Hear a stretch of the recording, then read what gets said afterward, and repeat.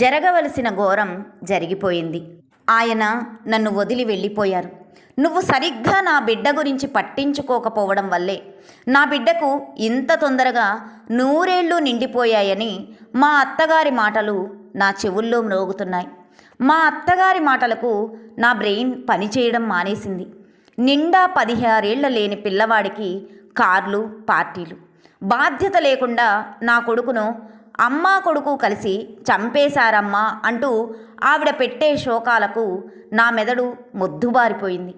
చరణ్ ఏం అర్థం కాక నిర్ఘాంతపోయి చూస్తున్నాడు. ఇంతలో అమ్మ వాళ్ళు, బాబాయ్ వాళ్ళు అందరూ వచ్చారు.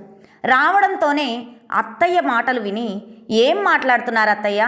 బావగారి అలవాట్లకు, బాడీ పట్ల ఆయనకున్న లేజీనెస్కు అక్క బాధ్యత ఎలా వహిస్తుంది? గట్టిగా మాట్లాడింది సారిక. భార్య అంటే అలాగేనా